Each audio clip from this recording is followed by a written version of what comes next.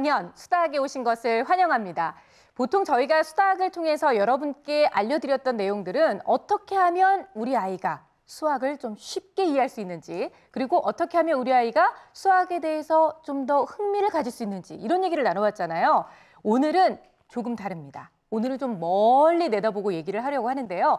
지금 당장 내 아이가 몇 점 수학 점수를 맞느냐도 중요하지만 이 수학을 배우고 수학을 즐겨하면서 내 아이의 미래가 달라질 수 있다. 이런 생각 한번 해보셨나요? 궁금하시죠? 수학에 관심을 많이 갖게 되면 내 아이의 미래는 정말 어떻게 달라질지 이 수학과 미래 인재상에 대해서 얘기해 주실 분입니다. KT 빅데이터 센터의 김희식 상무님을 큰 박수로 맞이해 주시기 바랍니다. 안녕하세요, 상무님. 네, 만나서 반갑습니다. 네.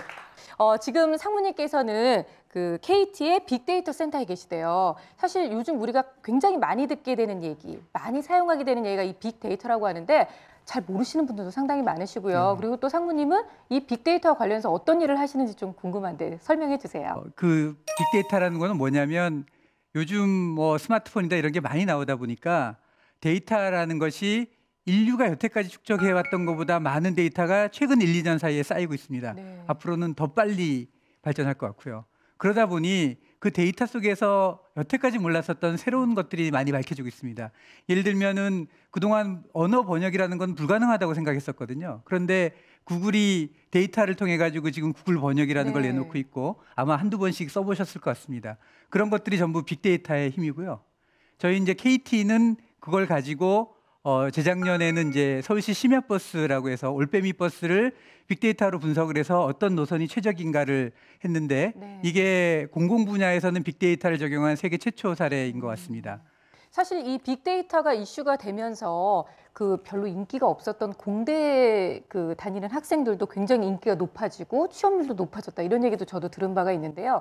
그냥 말씀만 들어서는 컴퓨터 공학 내지는 우리가 수학만큼 싫어하는 과학 하고 관련이 있을 것 같은데 그런데 오히려 수학과 연관이 있다는 말씀이신 거잖아요. 네, 사실 이제 빅데이터는 가장 가까운 전공이 수학 통계학을 이제 빅데이터의 그 가장 가까운 전공으로 뽑습니다. 그래서 저도 이제 수학을 전공했고 뭐 빅데이터뿐만이 아니라 최근에 발생하고 있는 여러 가지 오늘 얘기할 놀라운 변화들이 사실은 수학이라든지 아니면 과학, 공학 쪽과 아주 밀접한 관련이 있어서 그 얘기를 좀 해드리려고 합니다. 그 어떻게 보면 우리 요즘 가장 걱정되는 게 학교 들어가는 거 이후에 취업이 더 걱정이라고 얘기하잖아요. 근데 수학을 잘하면 취업도 잘 된다. 뭐 이렇게 극단적으로까지 말씀을 드릴 수 더 관심이 가시죠. 근데 정말 수학의 중요성이 과거와 현재 이렇게 비교했을 때 큰 차이가 난다고 보세요?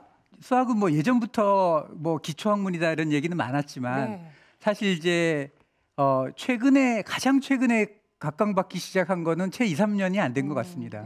그래서 아마도 워낙 빨리 발전하고 있는 분야라서 되게 피부로 느껴질 만큼은 못 느꼈을 것 같은데 그런 거를 오늘 이 자리에서 말씀드릴 수 있을 것 같습니다. 네, 평소 때와는 다른 수다학의 강연을 기대하시면 좋을 것 같습니다. 정말 좀 숨 심호흡하시고요. 정말 그냥 단순히 수학 얘기가 아니라 내 아이의 미래를 볼 수 있는 더 큰 수학의 이야기를 한번 기대해 보시면 좋을 것 같습니다. 큰 박수로 강연 시작하도록 하겠습니다.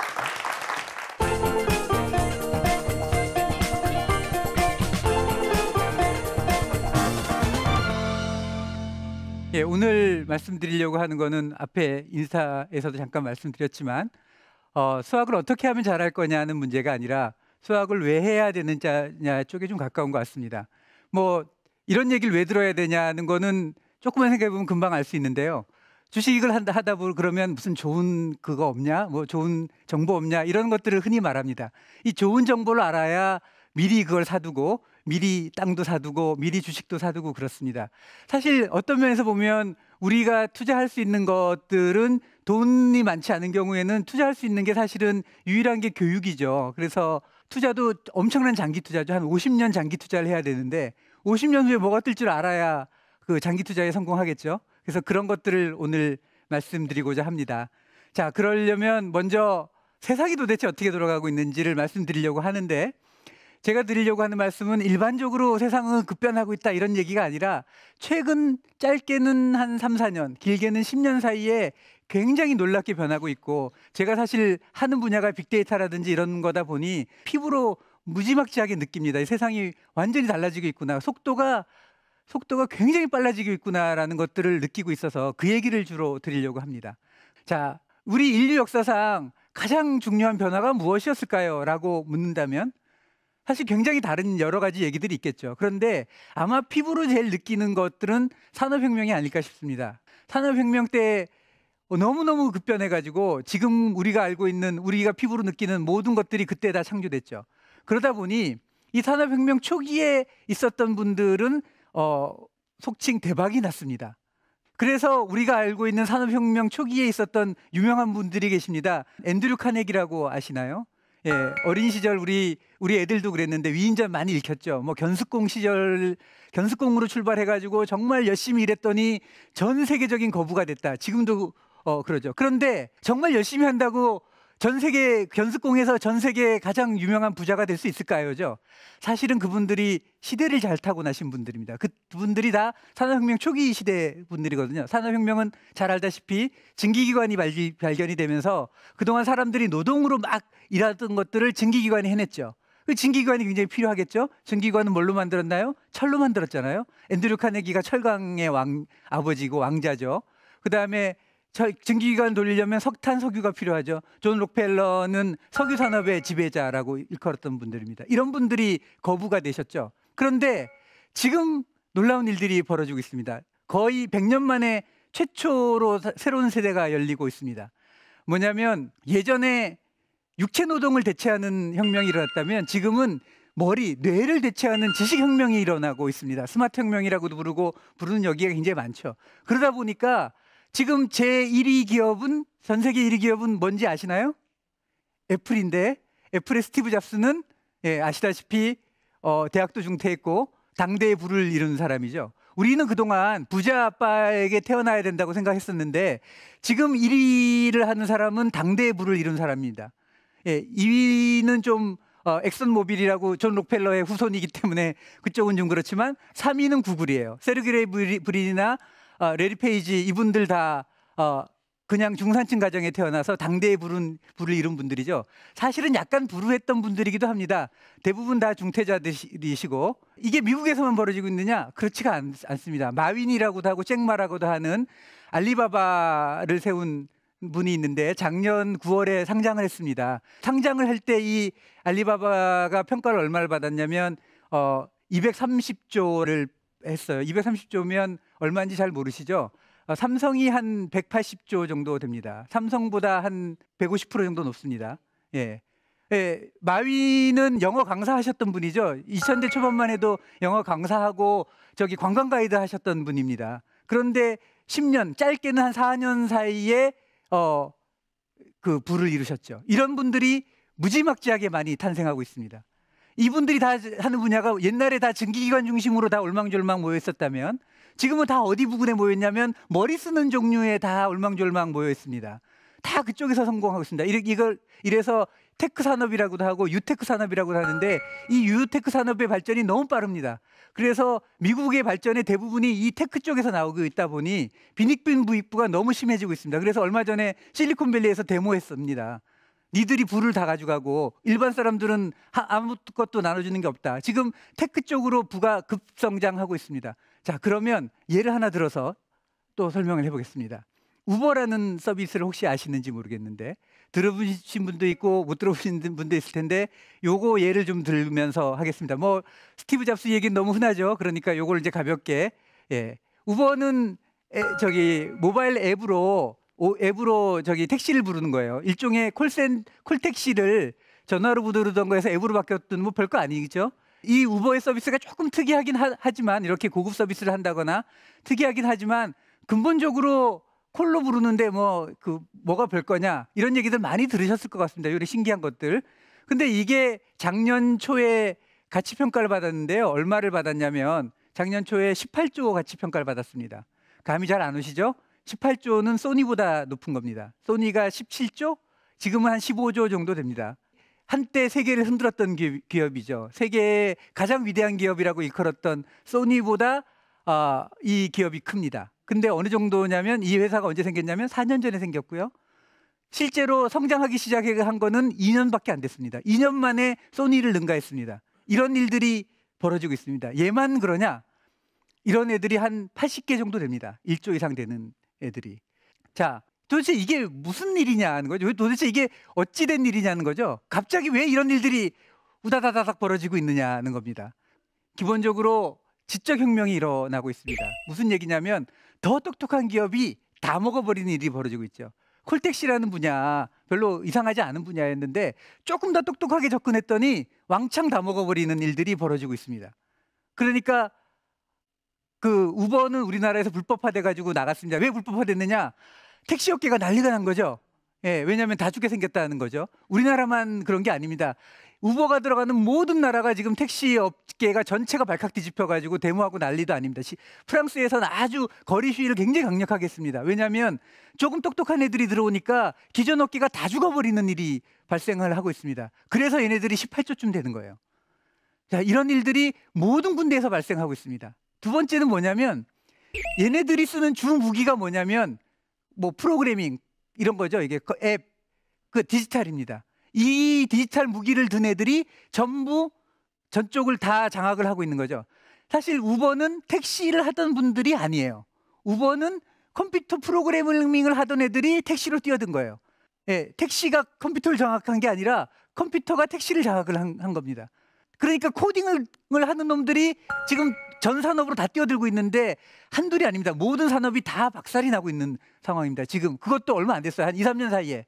그리고 이 디지털화가 되다 보니 사실은 디지털은 코딩만 배우면 되잖아요. 코딩 좀 알면 좀 길 가다가 아무나 좀 똑똑하기만 하면 뛰어들어가지고 성공 확률은 대단히 낮지만 어쨌든 중에 전 세계 중에 누군가는 성공을 하고 있는 거죠. 창의력 폭발 시대에 이르고 있습니다. 이거를 좀 하나씩 또 간단하게 보겠습니다.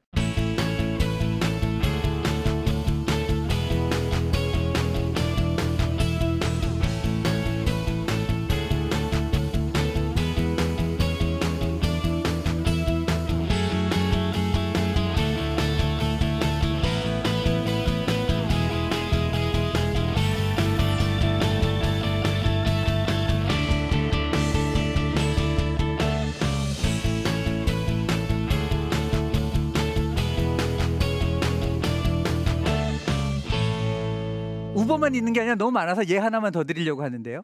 버즈피드라는 데가 있습니다. 얘가 잘 모르시겠지만 전 세계 언론 1위입니다. 얘네들이 언제부터 된다면 생긴 지는 좀 됐는데 본격적으로 발전하기 시작한 지가 2012년 정도부터 갑자기 급증하기 시작했더니 지금은 월 방문자가 1억 5천입니다. 우리나라 인구의 한 3배쯤 되죠. 그러면 어떻게 해서 이 버즈피드가 갑자기 이렇게 뜬게 된 거냐? 이 버즈피드의 핵심은 뭐냐면 데이터를 가만히 분석해가지고 사람들이 도대체 어떤 기사를 좋아하는지를 열심히 분석했습니다. 어떤 기사를 좋아하고 그 기사를 어떻게 퍼뜨리는지 어떤 경로로 하는지를 막 연구해가지고 그거를 집중한 결과 이런 일들이 벌어졌습니다. 뭐 대표적으로 우리가 많이 알고 있는 것들은 뭐냐면 뭐 여자들이 모르는 5가지 이런 거 있죠. 이 리스트 기사라 그러는데 이게 효과가 굉장히 좋다는 걸 밝힌 것도 버즈피드입니다. 이런 것들로 다 하다 보니까 이 버즈피드는 광고 회사인지 언론사인지가 헷갈리도록 돼 있어요. 이게 얘들이 뭐 하는 회사인지 잘 모를 정도로 헷갈리지만 이 데이터를 근간으로 한 똑똑해지는 것들이 얼마만큼 똑똑해질 수 있는지를 보여주고 있습니다. 자, 이러다 보니 이 테크 업계에서는 모든 사람들에게 컴퓨터를 가르쳐야 된다 이렇게 얘기를 하고 있습니다. 그 이유는 뭐냐면 이제 산업, 비즈니스의 언어가 코딩으로 바뀌고 있습니다. 모든 산업에서 코딩이 중요해지기 시작을 했고 그러다 보니 이런 것들에 관심이 있었던 이 테크 업계의 거두들 이런 분들이 전 세계 모든 사람들이 공정하게 코딩을 배워야 된다 그래서 코드.org라는 사이트를 만들어서 전 세계 모든 사람들에게 아주 쉽게 코딩을 배울 수 있도록 돼 있습니다. 이 코드.org에 들어가 보면 어떻게 돼 있냐면 앵그리버드 게임 같은 걸 하다 보면 코딩을 어떻게 하는지 알게 자연스럽게 만들어놨습니다. 그래서 초등학생 애들도 게임 막 하다 보면 코딩이 뭔지를 이해할 수 있도록 굉장히 쉽게 만들어졌어요. 이건 MIT에서 만든 방법론이거든요. 그런 것들을 공짜로 다 하고 있습니다. 그거를 만든 사람들은 빌 게이츠라든지 그다음에 잭 도시라고 트위터를 만든 사람이라든지 페이스북을 만든 마크 주커버그 이런 사람들이 하고 있습니다. 이런 테크업계의 제일 유명한 거두들이 나와서 페이스북의 창시자가 나와가지고 가르치고 있습니다. 이게 지금 전 세계적으로 벌어지고 있는 일들이죠. 디지털 혁명이죠. 그다음에 이렇게 되다 보니 창의적인 혁명들이 지금 계속 일어나고 있습니다. 창의적인 혁명들이 폭발하면서 어떤 일이 벌어지고 있냐면 코딩이 되는데, 이 코딩의 기본은 뭐냐면 반도체 이런 거잖아요. 근데 잘 알다시피 반도체 업계는 한 5년에 한 번씩 격변이 일어났습니다. 그 이유는 뭐냐면 무어의 법칙이라 그래가지고 그 반도체는 18개월마다 한 번씩 성능이 2배가 된다는 법칙이 있습니다. 저희 그 KT의 회장님이 삼성전자 때 말씀하신 황해 법칙이라는 것도 있어요. 그건 뭐냐면 1년에 한 번씩 2배가 된다는 거예요. 실제로는 무어의 법칙보다 황해 법칙이 더 맞는다는 얘기도 있습니다. 자, 예를 한번 들어봅시다. 1년에 한 번씩 성능이 2배가 되면, 그러면 3년이면 10배가 됩니다. 7년이면 100배가 돼요. 우리가 컴퓨터가 하나 있잖아요. 100만 원 하다 그러면 7년 지나면 그게 10,000원 한다는 뜻입니다. 10,000원이면 길거리에 뿌릴 수도 있을 정도죠. 지금 드론이 날아다니고 있죠. 드론 아직 잘 못 보셨겠지만 그 드론이 7년 후에는 성능이 100배가 된다는 겁니다. 어쩌면 조그만한 드론들이 지금 100개가 여기 날아다니고 있을지도 모릅니다. 7년, 그게 7년입니다. 이러다 보니 반도체가 들어간 모든 산업은 1위가 한 5년쯤 지나면 산업 자체가 다 날아가 버립니다. 예를 들면은 노키아가 그 세계 1위를 호령했던 노키아가 단숨에 망했죠. 코카콜라는 100년을 가도 노키아는 100년을 못 갑니다. 지금 구글도 위험하다는 얘기가 나오고 있는 정도입니다. 구글이 뜬 지 채 몇 년 안 됐는데 이제 구글이 위험하다는 얘기가 나올 정도로 이 업계는 빨리 변합니다. 산업의 격변이 일어나고 있는데 그게 그동안은 이쪽 한귀퉁에서 일어나는 거였어요. 근데 그게 점점 퍼져나가서 이제 택시 업계도 알 수 없다는 거죠. 자, 그러면 직업은 어떻게 변할까요? 이게 직업에 영향을 주겠죠. 우리가 산업이 이렇게 변할 테니까 직업도 영향을 줍니다. 그다음에 교육은 어떻게 변할까요? 교육도 마찬가지로 영향을 주겠죠. 자, 교육 쪽은 당연히 더 똑똑한 애들과 더 산업이 지금 테크 업계가 뜨고 있다 보니까 뜨는 데 쪽에 대학이 뜨겠죠. 너무 당연한 거잖아요.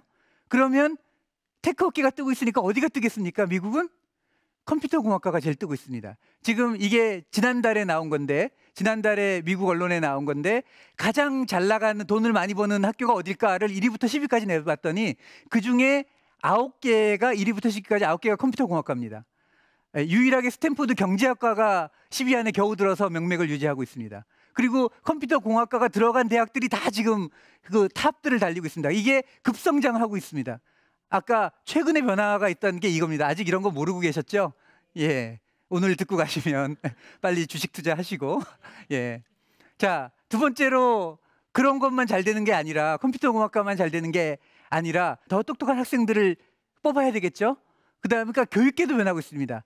디지털 혁명 때문에 택시 업계만 문제가 있는 게 아니고 언론만 문제가 되는 게 아니고 교육계, 대학도 자체가 완전히 변하고 있습니다. 그게 뭐냐면 무크라는 게 떠오르고 있습니다. 간단히 말하면 인터넷으로 교육하는 거예요. 예전부터 인터넷 교육은 있었습니다. 근데 이것도 한 2012년도부터 무크라는 형태로 이제는 인터넷으로 수강 신청도 하고 다 시험도 보고 과제 관리도 다 해줍니다. 그런 게 생겨나기 시작했는데 2012년에 생겼어요. 근데 이게 대학 전체를 지금 흔들고 있습니다. 설에 따르면 앞으로 15년 후에는 대학의 50%가 남아나지 않을 거라는 얘기도 있을 정도로 하고 있습니다. 사실 알고 보면 인터넷이 발달하다 보니까 이제 관리하는 것들이 별로 안 어려워졌습니다. 그러다 보니 지난달에 우리 서울에 있는 대학 총장님들이 모여서 서울 총장 포럼을 만드셨는데 주 얘기가 뭐냐면 무크 얘기였습니다. 이거 지금 영어권 대학들은 현재 이미 다 망하고 있다는 겁니다. 필리핀이라든지 인도 대학들은 이제 살지 못하고 있다는 겁니다. 우리나라는 언어 때문에 그나마 좀 버티고 있는데 어떻게 해야 될지 모르겠다고 지난달에 와서 얘기를 하셨습니다. 이게 무크의 현상입니다. 자, 이렇게 되다 보니 대학만 이러겠습니까? 대학도 좋은 인재를 발굴하는 대학이 뜨잖아요. 그러면 대학도 좋은 인재를 발굴해야 되겠잖아요. 그런 수요를 맞춰야 되잖아요. 그러다 보니 어떤 일들이 벌어지고 있냐면 바투시 미앙간바야 몽골 사람입니다. 몽골의 울란바토르에 있었던 15세 소년이었어요. 얘가 그 인터넷으로 MIT의 무크 강의를 들었어요. 그리고 시험을 봤는데 100점을 맞았어요. 이 강의를 들은 사람이 15만 명인데요. 100점을 맞은 사람이 340명밖에 안 됩니다. 그래서 얘가 MIT에 진원해서 지금 MIT에 다니고 있습니다. 이 사진 뒤에 보이는 게 MIT 건물입니다. 예. 이제는 대학의 진학도 완전히 바뀌고 있습니다. 왜냐하면 대학이 이런 애들, 대학도 이런 애들을 뽑아야지 살아남는 시대가 되고 있는 거죠. 이런 애들을 못 뽑으면 아까 대학 순위에서 뒤처지기 시작합니다. 자, 이와 같이 최근 3년, 4년 사이에 세상이 급변하면서 이게 대학에 영향을 주고 있고 이게 진학에 영향을 주고 있습니다. 취업도 달라지고 있습니다. 그래서 그 속도가 아직 안 느껴질지 몰라도 아까 2배 속도로 발전한다면 어쩌면 3년, 어쩌면 7년 내에 완전히 바뀔지도 모르는 시대에 도달하고 있습니다. 예, 이상으로 1부 강의를 마치도록 하겠습니다.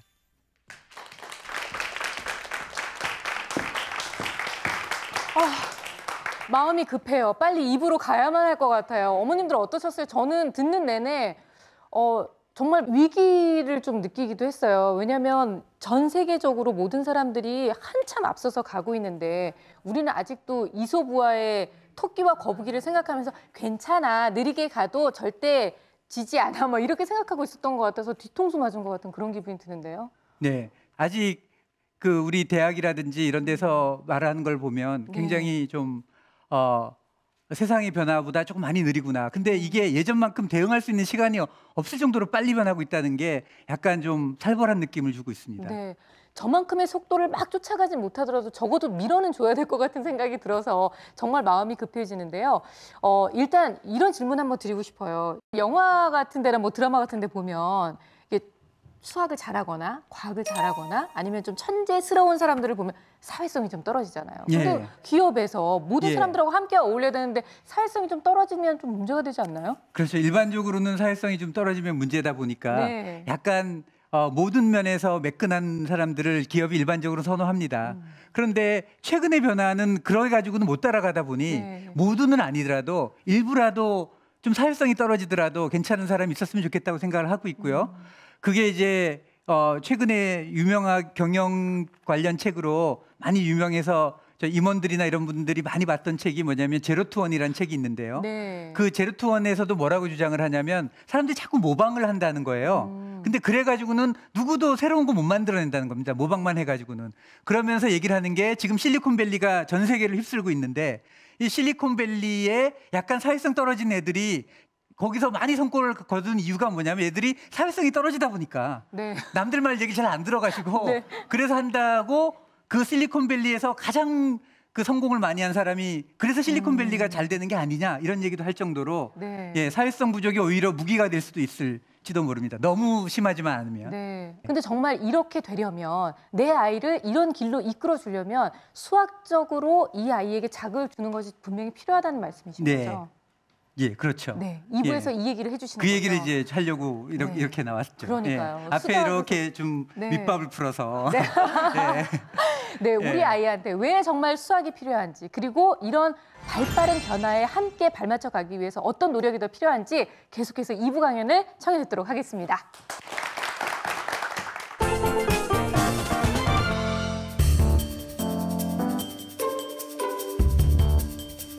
너무 막막해서 옛날보다는 많이 힘들어졌고요. 가뜩이나 취지가 안 돼서 괴로워 죽겠는데 사람을 갖고 놀아.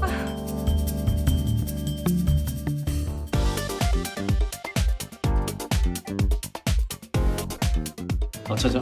자리가 없네요. 새로운 세대가 열리고 있습니다. 전 세계 1위 기업은 뭔지 아시나요? 애플의 스티브 잡스는 대학도 중퇴했고 사실은 약간 불우했던 분들이기도 합니다. 가장 좋은 방법이 뭐냐면 수학입니다. 대학에 영향을 주고 있고 진학에 영향을 주고 있습니다. 이게 사실은 유일한 방법입니다.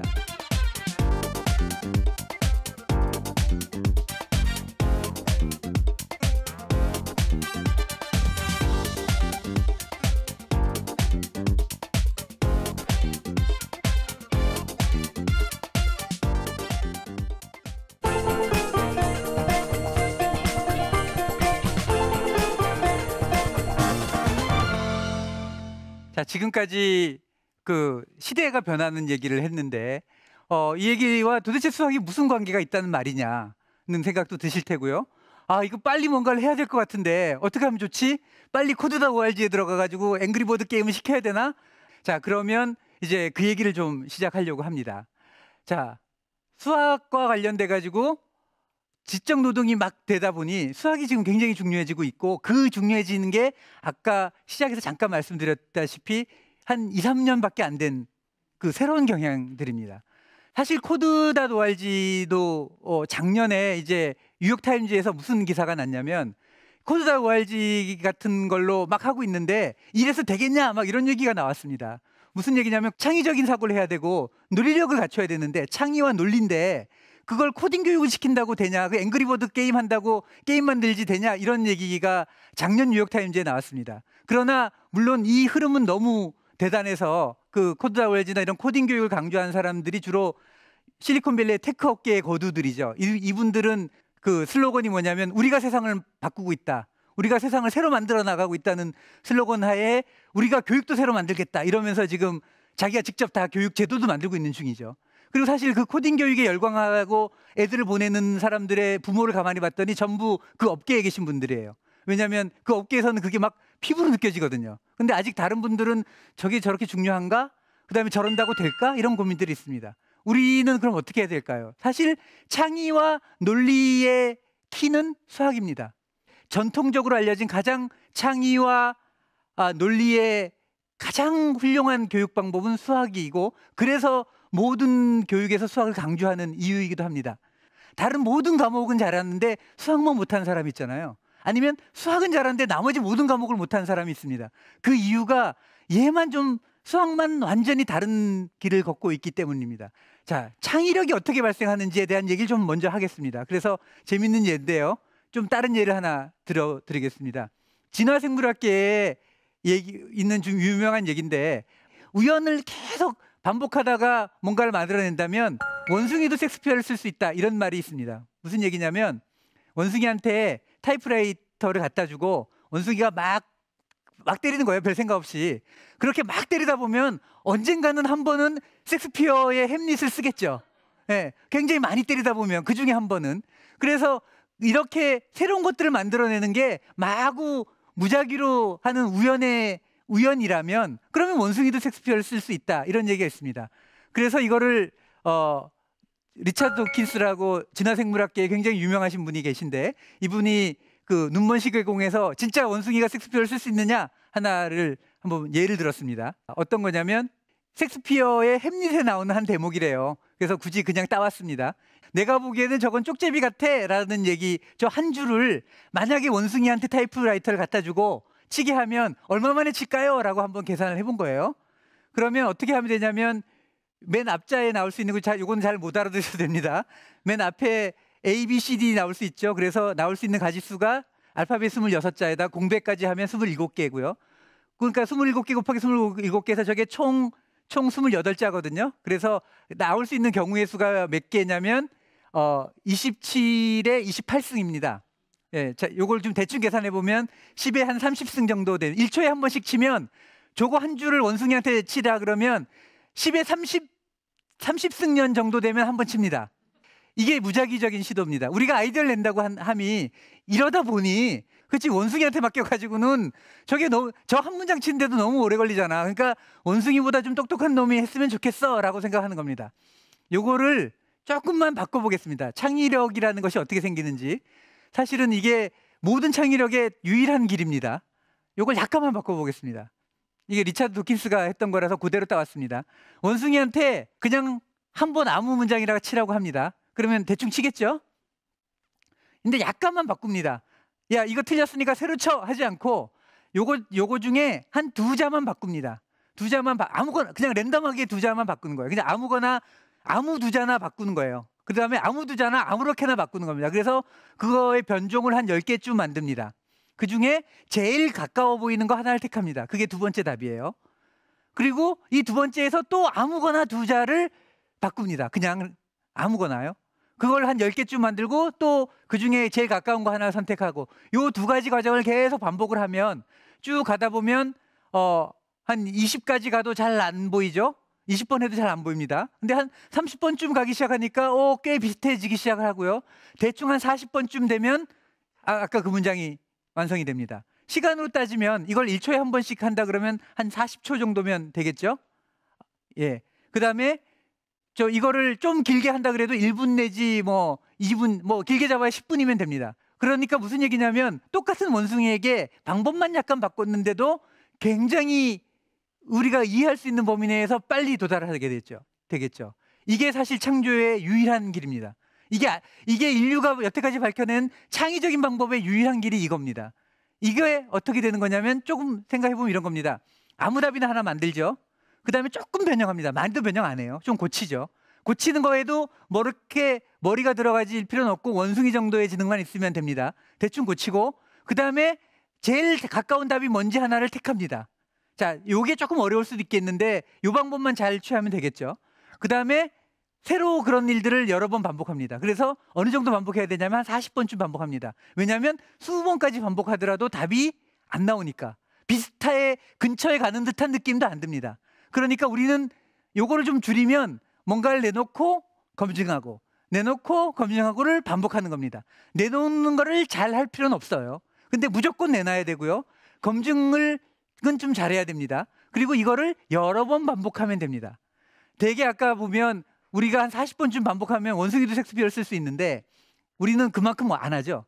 되게 한 2번 해본 다음에 에이 이래가지고 소용없어 이런 식으로 한다면 아무것도 안 될 거야. 난 새로운 다른 방법을 찾을 거야. 하지만 이게 사실은 유일한 방법입니다.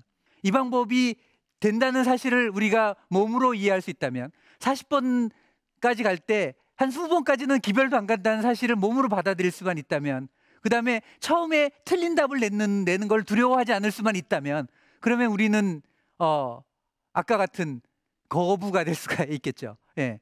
아까 실리콘밸리의 사람들이 이런 걸 특별히 잘하는 거는 이들이 사회성이 부족하고 남들 얘기를 잘 안 듣고 그냥 자기 혼자 방 안에서 이걸 40번씩 하고 앉아있기 때문일지도 모릅니다. 이런 분들이 어쩌면 그래서 창의적인 지도 모릅니다. 실제로 그렇다는 얘기도 있습니다. 자, 그런데 이게 수학이 하는 방법입니다. 사실 이 훈련을 하는 가장 좋은 방법이 뭐냐면 수학입니다. 우리가 다른 신기한 방법을 할 필요가 없죠. 수학입니다. 그런데 수학을 제대로 해야 되는 게 되게 중요하죠.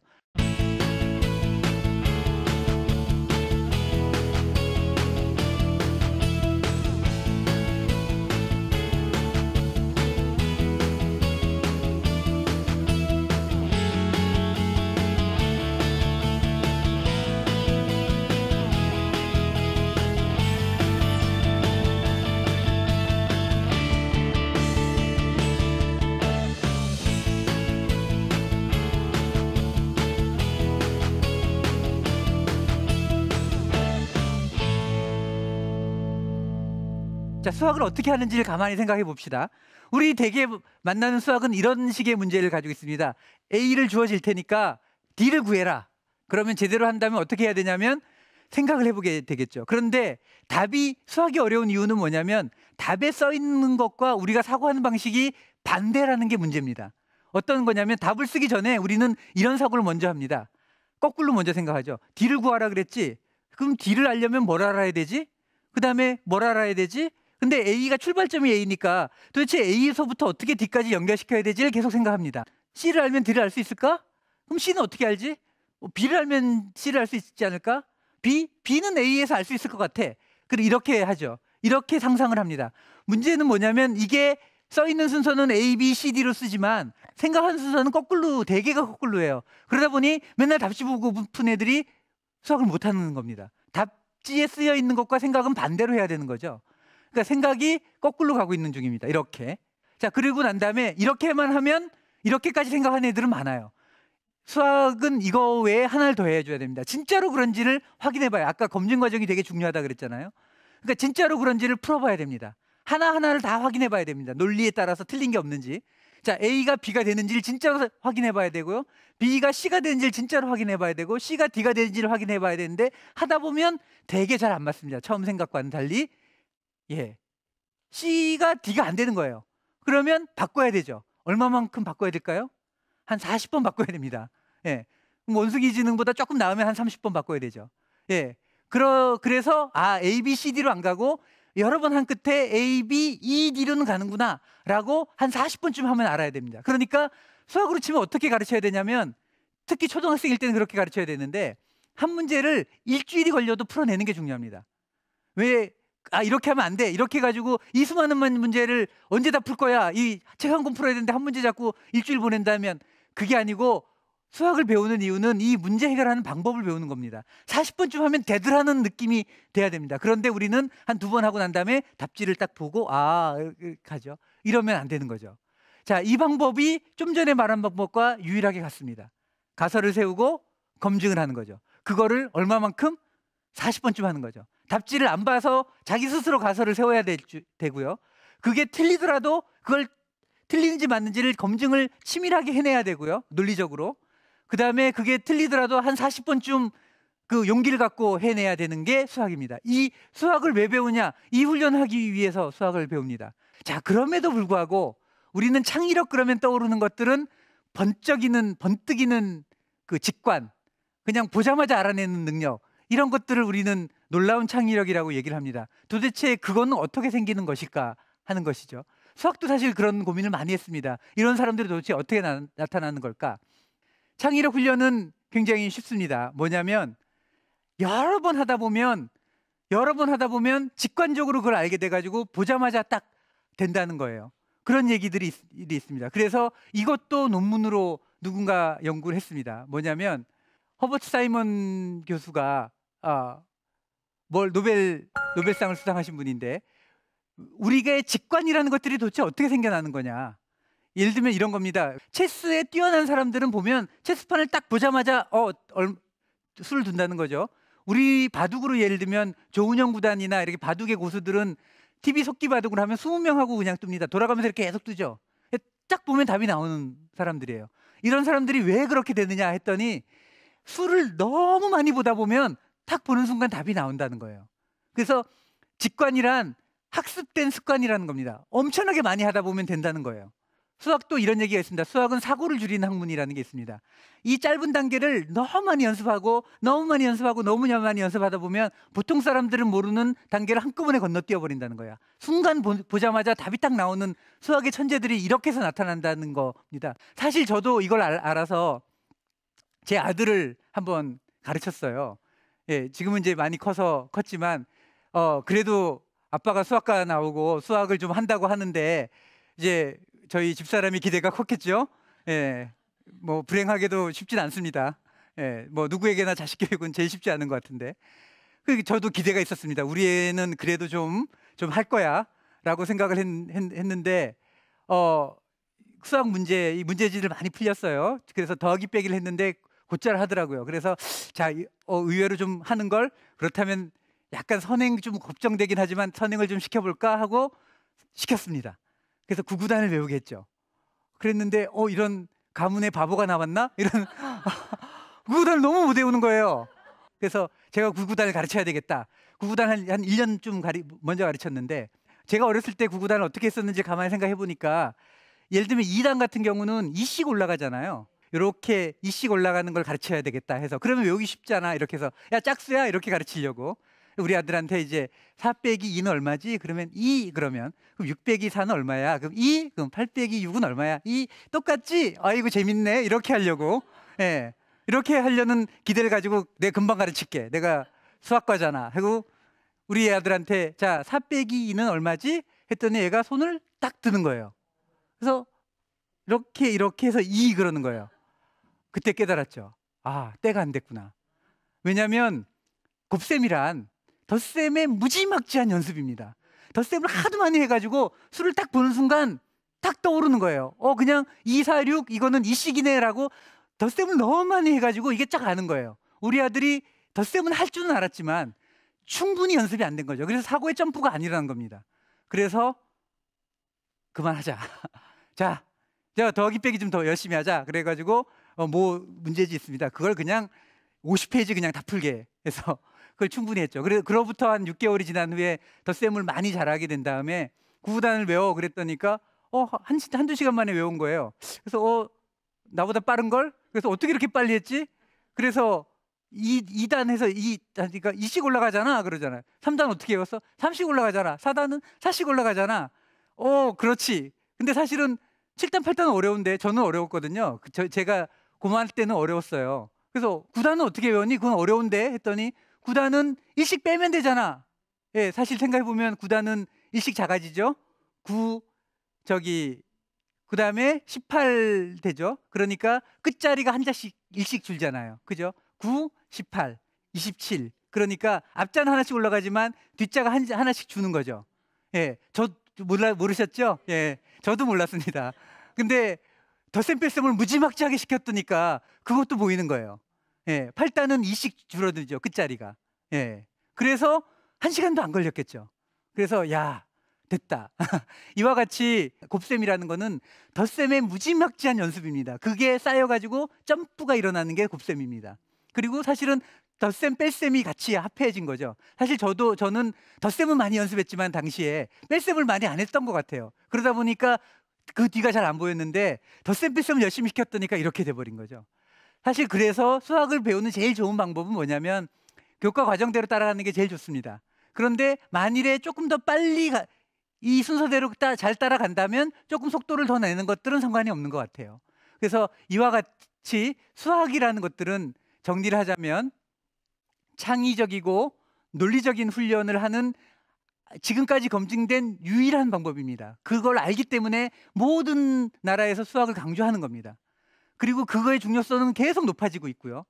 자, 이거는 어떻게 해야 되냐면 끈질기게 물고 늘어지는 사람들이 원숭이 정도 IQ만 있으면 누구나 다 됩니다. 모든 사람이 10번 해서 안 되면 40번 정도 하면 거기에 도달할 수 있죠. 그렇게 될 수 있기 때문에 그거를 교육을 시켰으면 좋겠고요. 사실 진도를 따라가고 그런 게 너무 급하다 보니까 제 생각에는 초등학교 한 4학년 정도까지 그 전에 이런 연습을 충분히 하는 게 참 좋을 것 같아요. 그 뒤는 워낙 할 게 많아서 좀 바쁘거든요.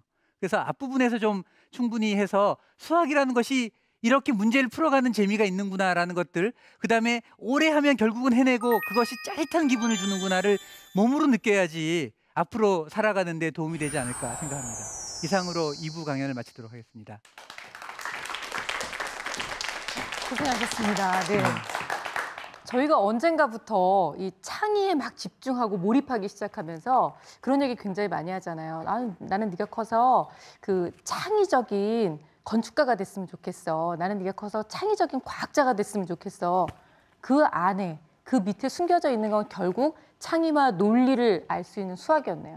네, 그렇습니다. 수학도 없이, 수학의 기초가 없이 내 아이가 어느 순간 멋진 건축가가 될 거라고 어떻게, 우린 뭐 인문학을 많이 알면 알아요. 하지만 그 안에 사실은 수학을 알아야 되는 거잖아요. 논리를 알고. 예. 근데 이런 게 굉장히 궁금했는데요. 내 아이가 수학적인 재능? 수학적인 그 머리가 있는지를 우리가 알 수 있는 방법은 뭐라고 생각하세요? 그냥 단순히 구구단을 잘 외우고 연산을 척척 해내는 것만은 아닌 것 같거든요. 예, 새로운 것들을 내놓고 그거를 끈질기게 하는 두 가지를 잘 갖추는 게 굉장히 중요한 것 같습니다. 그러니까 새로운 거를 사람들은 두려워서 야단을 맞을까 봐, 틀릴까 봐 두려워서 잘 못 내놓거든요. 굉장히 생각보다 쉽지 않은 거고, 그다음에 그거를 그냥 막 내놓기만 하지 않고 잘 되는지 맞는지를 치밀하게 확인해 보는 것, 그것도 중요하고요.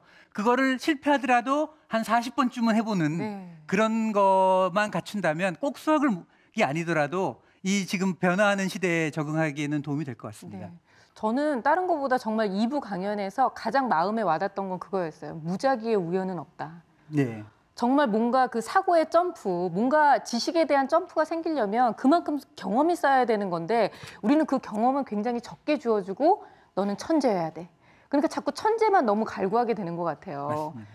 진짜 무작위의 우연은 없습니다. 내 아이에게 시간을 많이 주시고 많이 경험할 수 있도록 하는 것이 가장 중요할 것 같아요. 자, 강연 들으시면서 많은 깨달음도 있으셨겠지만 궁금증도 있으실 것 같은데요. 여러분들의 수학적 궁금증을 해결해 드리는 시간, 수학에게 묻다 에스크메스 함께합니다. 자, 오늘은 인터넷으로 들어온 질문부터 볼 텐데요. 수1992님이 보내주셨어요. 초등학교 3학년 아이를 둔 엄마입니다. 저희 아이는 수학 문제집을 푸는 건 별로 좋아하지 않는데 퍼즐을 맞추거나 큐브를 맞추거나 하는 놀이는 좋아하고 잘합니다. 이런 놀이를 좋아하는 것만으로도 수학적 흥미나 재능이 있다고 봐야 할까요? 라고 보내주셨는데요. 예, 퍼즐을 좋아한다면 수학에 굉장히 가능성이 높습니다. 왜냐하면 수학의 위대한 문제들도 퍼즐식으로 돼 있는 것들이 굉장히 많이 있고요. 네. 그다음에 꼭 퍼즐이 수학의 중요한 문제는 아닐지라도 수학자들이 퍼즐을 굉장히 즐겨 풀면서 놀고 있을 겁니다. 저희도 저희가 대학 때 축제 때면 퍼즐 문제를 이렇게 축제 때 했었는데, 그러면 공대와 자연계에 굉장히 갈 곳 없는 여자친구 없는 분들이 많이 와가지고 정말로 대성황을 이뤘었습니다. 예, 그만큼 퍼즐과 수학은 네. 굉장히 밀접한 연관이 있습니다. 네, 그러니까 예. 수학을 좋아하는 사람들은 대부분 퍼즐을 좋아하니까 네, 예. 그렇게 보시고 또 그런 쪽으로 이끌어 주시면 참 좋을 것 같다는 생각이 드네요. 네. 자, 현장에서 강연 들으신 우리 어머님들 중에서도 궁금한 점 있으실 것 같은데요. 질문 받아볼게요. 네, 앞에 어머님. 네. 저는 어찌 보면 조기 수포자 중에 하나인데요. 오늘 강사님 말씀 들으면서 강의 들으면서 이렇게 수학이 재밌었던 걸 왜 내가 미리 이렇게 포기를 해버렸는지 후회가 되고요. 그리고 제가 포기를 하니까 저희 애들도 다 포기를 했어요. 그래서 제가 강사님한테 궁금한 건 그 수포자들에게 저처럼 나이가 많거나 뭐 앞으로 또 중간에 포기하려고 하는 그 지금 마음 먹고 있는 사람들 있잖아요. 그 사람들에게 지금이라도 그 어떤 다시 그 수학이 재밌고 도전하면 된다고 하면 어떤 방법이 있는지 한번 알려주셨으면 좋겠습니다. 우리 다 궁금한 얘기인 것 같은데요. 네. 예.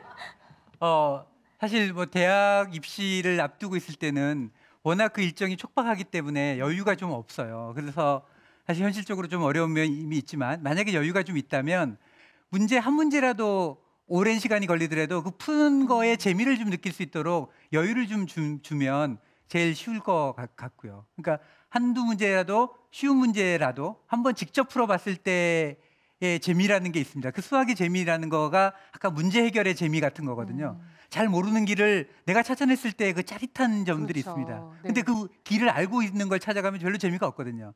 그리고 사실 애들의 경우는 모든 애들은 어려운 걸 하는 걸 좋아합니다. 놀이의 본질은 어려운 거를 남들보다 더 잘하는 거라고 합니다. 네. 그래서 뭐 스케이트보드 연습을 할 때 10,000번의 연습을 해가지고 신발이 다 따라와서 결국 성공했을 때 애들은 그런 걸 좋아하거든요.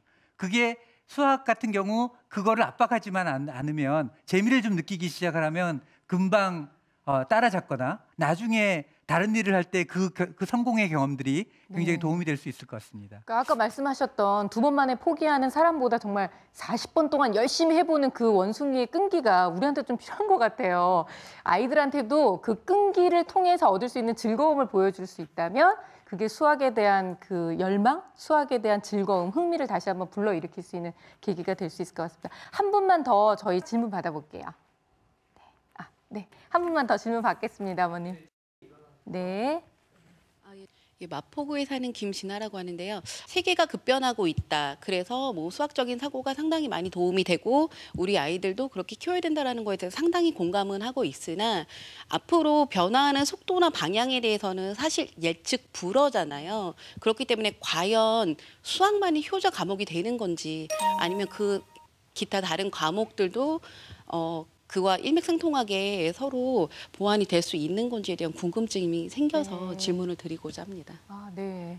어떻게 보세요? 네, 그 앞으로 급변하는 세계를 좀 정리하자면 이게 일시적인 유행으로 지나갈 것 같지 않고 이 속도가 더 강화가 되고 있는데 어쨌든 새로운 거가 계속 나오고 있다요. 앞으로의 경향이 창의적이어야 된다는 거는 100% 맞는 것 같습니다. 그렇다면 창의적인 거를 우리가 연습할 수 있는 길이 뭐가 있을까에 대해서는 사실 많은 대안들이 있어요. 각자 예술에서도 있을 수 있고 스탠포드의 디스쿨이라는 데도 있습니다. 디자인적인 사고를 하는 것들이 굉장히 중요하다는 것도 있는데 우리가 알고 있고 검증되고 가장 손쉽게 하고 어차피 해야 되는 것 중에 수학도 굉장히 주요한 방법 중에 하나고 그렇기 때문에 우리가 그동안 수학만 좀 특별했던 겁니다. 그래서 이런 프로가 만들어질 것만큼 국어 포기자라는 얘기는 없지만 수학 포기자는 있을 만큼 이것만 특이한 이유가 이것만 여태까지 우리가 지식을 외우는 것과 다른 길을 걸어왔던 학문이기 때문에 그렇다. 이렇게 설명드릴 것 같습니다. 네, 좀 이해가 되셨어요? 네. 정말 그 어느 때보다도 현장 질문에서 가장 좀 뜨거운 반응을 보이셨던 것 같아요. 그만큼 정말 이렇게 급변하는 세대에서 우리 아이들을 어떻게 이끌어가야 될지 그 부모님들의 걱정도 많고 또 그만큼 관심이 많다는 생각이 들었습니다. 오늘 땀을 뻘뻘 흘리시면서 열정적인 강의를 해주신 우리 상무님께 다시 한번 큰 박수 보내주시기 부탁드립니다. 감사합니다, 상무님. 고맙습니다. 최근에 그 이미테이션 게임이라는 영화가 개봉이 됐는데요. 이 내용을 보면 2차 세계대전에서 독일군의 암호를 풀기 위해서 고군분투했던 수학자 앨런 튜닝의 실화를 담은 영화라고 합니다. 암호 해독에 성공을 해서 실제로 1,400만 명의 목숨을 구하고 영국을 승리로 이끄는 데 아주 큰 역할을 했다고 하는데요. 어떻게 보면 우리가 살고 있는 이 세상 안에서 수학이 줄 수 있는 여러 가지 이득과 그리고 또 우리를 앞으로의 발전으로 이끌어갈 수 있는 열쇠를 쥐고 있는 것이 또 아닌가라는 생각이 들어서 수학 앞으로 더 열심히 달려야 되겠구나라는 생각이 들어요. 오늘 수학에 대한 좀 여러 가지 생각들 많이 바뀌셨나요? 네. 자, 저도 그렇습니다. 수학은요, 다음 이 시간에도 더욱더 알차고 즐거운 내용을 가지고 찾아오도록 하겠습니다. 감사합니다.